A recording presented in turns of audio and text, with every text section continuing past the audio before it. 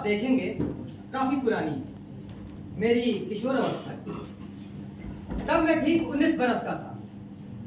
प्यार के मानसर पक्ष यानी नारी शरीर, स्त्री पुरुष संबंध, प्रजनन और गर्भधारण आदि विषयों के मामले में मैं बिल्कुल कोरा था। मैं इतना भोला और शर्मीला था कि मुझे लगता था कि जब से ये दुनिया बनी है तब से कोई भी स्त्री पूर्ण रूप से निर्वस्त्र तो कभी हुई ही नहीं होगी।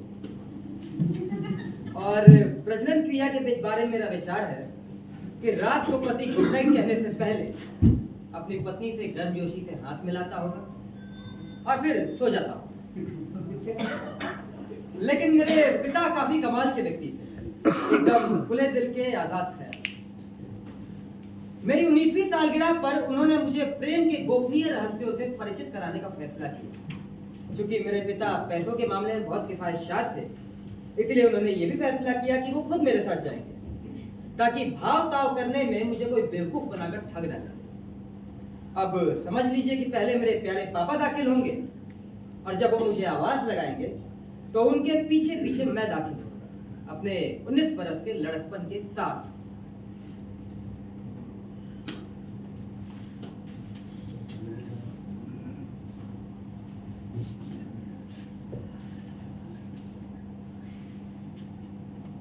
अंतोषा, अंतोषा, कहाँ हो तुम?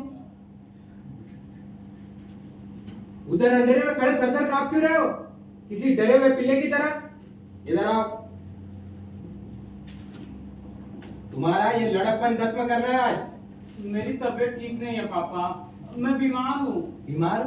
बीमार? क्या हुआ है तुम्हें?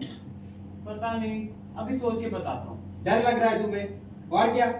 पहली बार ऐसा ही होता है। जब मैं तुम्हारी उम्र का था तो मेरे साथ भी यही हुआ था। आप कभी मेरी उम्र के थे? मुझे लगा ही नहीं, आप तो मुझे हमेशा बड़े ही लगे। तुम्हें क्या लगता है मेरी क्या उम्र रही होगी जब मैं पहली बार औरत के पास गया था? औरत के पास गए थे पापा? बिल्कुल गया था। सभी मर्द जो बाद में बाप बनते कभी ना कभी औरत के पास गए ही होते। एक ही औरत के पास? एक ही औरत के पास नहीं बेवकूफ। क्या बात है, अपने दोस्तों में इस विषय पर बातचीत नहीं होती क्या तुम्हारी? होती है, हमेशा होती है, लेकिन हम लोग इतने एक्साइटेड हो जाते हैं कि फिर कुछ सुना ही नहीं देता। देखो बेटा, मर्द बनने के लिए बहुत जरूरी होता है कि शादी करने से पहले कुछ बातों का ज्ञान हासिल कर ले, वरना बाद में कितने ही मौल्यवान साल सीखने और समझने में बर्बाद हो जाते हैं। मुझे कोई ऐतराज नहीं है पापा, अगर 2-4 साल सीखने और समझने में लगते हैं। मर्द बनने के लिए इस प्रक्रिया से गुजरना होता है अंतोषा। जैसे पहले हम चलना सीखते हैं, फिर बोलना सीखते हैं। अब समय आ गया है कि तुम ये सब भी सीखो। लेकिन पापा, मुझे लगता है मेरा चलना बोलना भी ज्यादा अच्छा नहीं है। अंतोषा, इस मामले में अब ज्यादा इंतजार नहीं हो जा सकता। मैं नहीं चाहता कि बारिश होने के इंतजार में तुम बूढ़े हो जाओ। अच्छा, अब खत्म करिए झंझट और उधर चलो। पापा, मैं आपका हाथ पकड़ लूं? हरगिज नहीं। बाप का हाथ या उंगली पकड़कर चलोगे तो कभी बड़े नहीं होगे। हमारे पास टाइम बहुत कम है अंतोषा। तुम्हारी माँ घर पर 9 बजे इंतजार करेगी। इस वक्त तुम्हारे पास सिर्फ 1 घंटा और 10 मिनट है बालिग होने के लिए। क्या आपने माँ को बता दिया था कि हम लोग यहाँ आ रहे हैं? तुम्हें लगता है मैं इतना बेवकूफ हूँ? मैंने उससे सिर्फ कहा था हम लोग थोड़ा घूमने फिरने जा रहे हैं। लेकिन उन्हें शक नहीं हो जाएगा जब वो देखेंगे कि मैं एकदम बालिग होकर घर पहुंचा हूँ? बालिगपन बाहर दिखाई नहीं देता अंतोषा। चेचक की तरह दाने थोड़ी निकल आएंगे तुम्हारे चेहरे पर। ज्यादा से ज्यादा एक हल्की सी मुस्कान होगी तुम्हारे होठों पर, बस। चलो जल्दी करो। पापा, बालिग होने का कोई और तरीका नहीं है क्या? मेरा मतलब, अगर मैं मूंछें उगा लूं तो? अंतोषा, मेरे एक सवाल का सच से जवाब देना। अगर तुम नहीं चाहते हो तो मैं तुम्हें घर ले चलूंगा। घर चलिए पापा। पहले सवाल तो पूछने दो। तुम बड़े होना चाहते हो या बच्चे ही बने रहना चाहते हो? घर चलिए पापा। अच्छा, तो तुम बच्चे ही बने रहना चाहते हो। ठीक है, चलो घर वापस और कुछ दिन खेल लेना अपने खिलौनों से। तब मैं नाव चलाते रहना अपनी, जब तक तैयार नहीं हो जाते। क्या आप मुझसे गुस्सा हो जाएंगे? नहीं। क्या आप मुझसे नफरत करने लगेंगे? नहीं। क्या आपको मुझ पे गर्व होगा? नहीं। ठीक है, मैं बालिग हूँ। शाबाश मेरे बेटे, शाबाश। अगर मुझे अच्छा लगा तो कितनी बार बालिग हो सकता हूँ मैं? एक बार। या रात भर छोड़ने के लिए नहीं लाए हो? एक आधुनिक बाप होना भी अच्छी खासी मुसीबत है, लेकिन बच्चों को ये शिक्षा देना भी बहुत जरूरी है जो इसी स्कूल से मिलती है।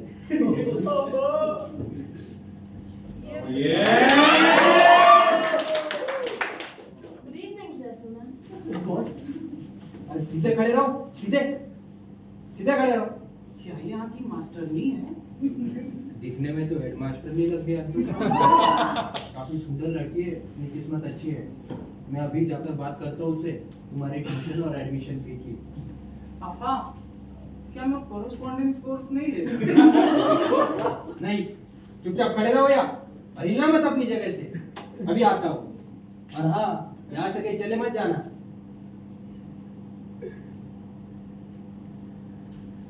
गुड इवनिंग मैडम, कितनी सुहानी शाम है। अप्रैल की है ना? अच्छा, अप्रैल आ गया। बाहर कभी निकल पाती हूँ मैं। खैर, ये तो मैं समझ सकता हूँ, लेकिन बात यह है, दरअसल मुझे भी एक जमाना हो गया इस तरफ आए हुए। एक नाजुक सा मसला है जिस पर बात करना चाहूंगा। 30 रुपए। ओह, आपने इसे और ज्यादा नाजुक बना दिया। 30 रुपए? देखिए, अगर मेरी बात होती तो 30 रुपए ज्यादा नहीं थे। मैं अपने लिए नहीं कह रहा हूँ, उस लड़के के लिए कह रहा हूँ जो बिल्कुल अनाड़ी है और बच्चा है। वो देखिए, वो वहाँ खड़ा हुआ है जिसकी टांगे कांप रही है। तब भी 30 रुपए नहीं पड़ेंगे जनाब। बच्चों के लिए डिस्काउंट भी चलता है। लेकिन बच्चे की उम्र देखते हुए 30 रुपए बहुत ज्यादा है मैडम। सिर्फ 19 साल का है वो। मेहरबानी करके 15 रुपए ले लीजिए, भगवान आपका भला करेगा। भगवान तो कुछ देर में हम सबका भला करने वाला है। नॉर्वे का एक जहाज बंदरगाह पर आकर लगने वाला है। हमें तो सांस लेने की फुर्सत भी नहीं मिलेगी। इसलिए जल्दी फैसला कीजिए, वरना मैं जा रही हूँ। एक मिनट। दरअसल खास बात यह है कि आज उस लड़के का जन्मदिन है। मैं उसे कोई अच्छा सा तोहफा देना चाहता था। तो एक छाता क्यों नहीं दिला देते उसे? आइडिया तो बहुत अच्छा है, प्लीज थोड़ी रियायत कर दीजिए। 30 साल पहले एक लड़की हुआ करती थी, इल्का नाम की। सबसे टॉप चीज थी वो, लेकिन मुझे सिर्फ 10 रुपए में पड़ती थी। भैया, अब तो सिर्फ 1 रुपए में पड़ेगी। बुलाओ उसे। ओह नहीं पापा, क्या है? अभी कितनी देर लगेगी? सिर्फ 1 मिनट, जरा भावताव कर रहा हूँ। बहुत प्यारा लड़का है मेरा, बहुत सीधा और मासूम है, बड़ी अच्छी अच्छी कहानियां सुनाता है। मुझे विश्वास है कि उससे मिलकर आपको बहुत मजा आएगा। आप बात उल्टी तरफ से नहीं कर रहे हैं सर? पापा, हाँ, क्या लग रही है पापा? थोड़ी उछल कूद कर लो, दौड़ लगा लो, लेकिन रुके रहो। 19 साल इंतजार किया है तो 2-3 मिनट और कर लो। देखिए मैडम, 20 रुपए से ज्यादा मैं एक पैसा नहीं दे सकूंगा। मेरे बेटे के लिए शिक्षा बहुत जरूरी है, इसलिए खर्च कर रहा हूँ। मेहरबानी करके प्लीज मान जाइए। बोलिए मंजूर?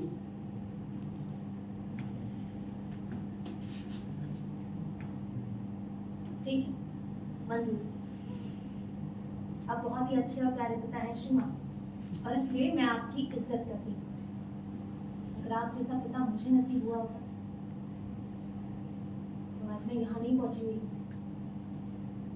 शायद इस बात से हमें कोई शिक्षा मिल सकती है, लेकिन अभी कुछ समझ ही नहीं आ रहा। तो तय हो गया, 20 रुपए।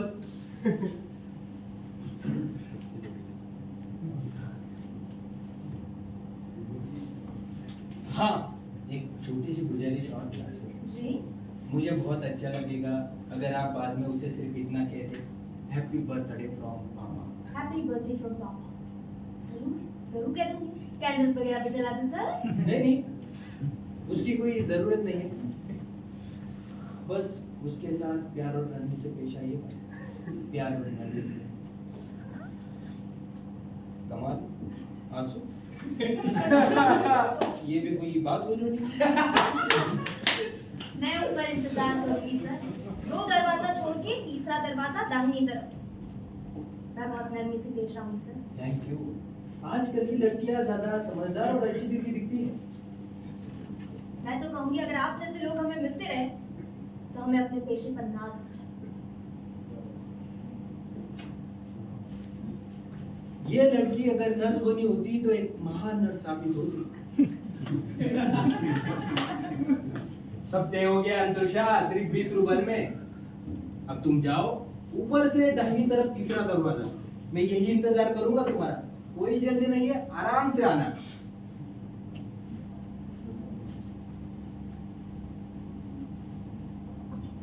मुझे उससे कुछ बोलना होगा। जैसे क्या? जैसे हेलो। हाँ, हेलो बोलना ज्यादा अच्छा रहेगा। बाद में गुड बाय भी बोलना, लेकिन अभी जाओ, वो तुम्हारा इंतजार कर रही है। ऐसी कोई खास बात जिसका मुझे ध्यान रखना हो? सारी खास बातों का ख्याल हुआ रखेगी अंतोषा, इसलिए तो उसे इतने पैसे दिए हुए। अभी जाओ, वरना उसको और टाइम के देने पड़ जाएंगे। जा रहा हूँ पापा।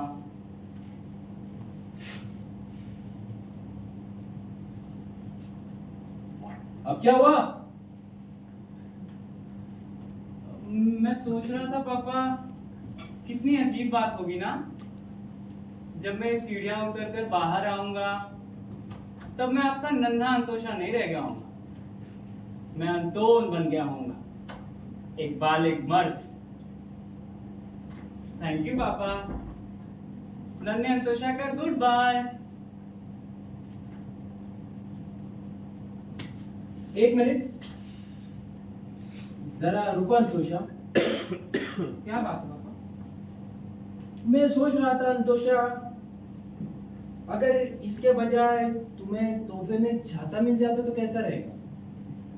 बालिग होने के लिए अभी अगला साल पड़ा है तुम्हारे पास, बहुत समय है। बोलो, छाता कैसा रहेगा? आप ठीक कह रहे हैं पापा, छाता ज्यादा अच्छा रहेगा।